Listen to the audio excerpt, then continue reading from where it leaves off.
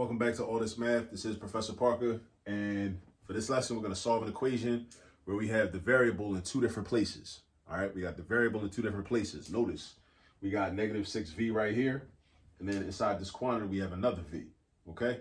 So that presents an issue, right? That presents a problem for us, right? A problem within a problem. But it's a simple solution. All we got to do is combine those variables together. But we can't just do it right away. We got to go through some other steps first. What I would do in this particular problem, because there's a lot of things we could do first in this particular problem. What I would do first is I would get rid of these parentheses, right? And I would do that by using the distributive property. So make sure you understand what the distributive property is. The distributive property is just how it sounds. You're going to distribute something, meaning you're going to give something out. In this case, whatever number is outside the parentheses, you're going to give it to everything inside the parentheses. So the 2 goes to the v, the 2 goes to the negative 7. All right? We're distributing. We're giving it out. All right, we're distributing. All right, so we got 22 is equal to negative 6v plus 2v. Where did 2v come from? What's 2 times v? 2 times v. 2 times v is 2v. And then we got minus 14. Where did the minus 14 come from? 2 times negative 7. 2 times negative 7. 2 times negative 7. It's not positive 14. It's negative 14.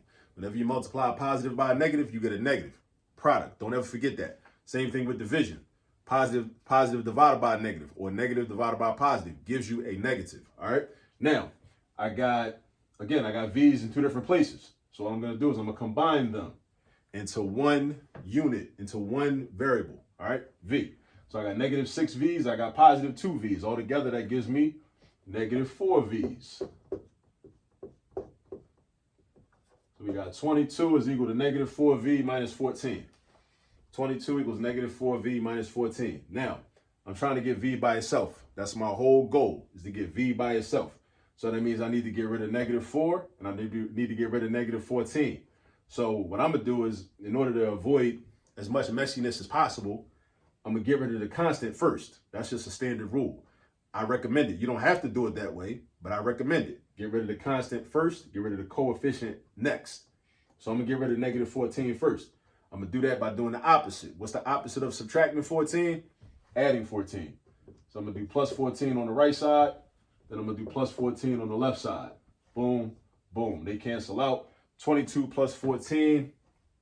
What's that? 32. And then I'm going to add 4. 36. So I got 36 is equal to negative 4v. How do I get rid of negative 4? How do I get rid of negative 4? We do division. Why? Because that's the opposite of multiplication. Negative 4v means multiplication. Negative 4 times v. That's what that means.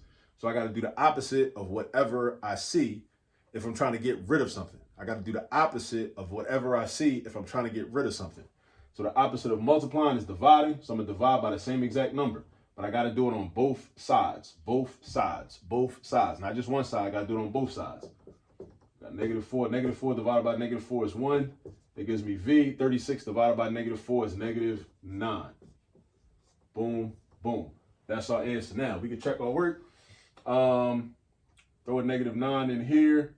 Negative 6 times negative 9 is positive 54. How do we know this is right? What's a negative 9 minus 7? That's negative 16. What's 2 times negative 16? Negative 32. What's 54 plus negative 32? 54 plus negative 32. 54 plus negative 32 means 54 minus 32. So what's 54 minus 32? That's 22. That's 22. So that's proof that negative 9 is your correct answer for V. All right. So again, remember what I did. I distributed. I combined like terms. I distributed, combined like terms. I distributed to get rid of the parentheses. I wanted them parentheses gone. They got to go. Right? They're in the way. I combined like terms because I don't want to have V's all over the place. I want to have V in one place. So I consolidated or I combined like terms. And then I want to eliminate everything else so I can get that single V all by itself. All right. So practice problems like this. I'll see you on the next video.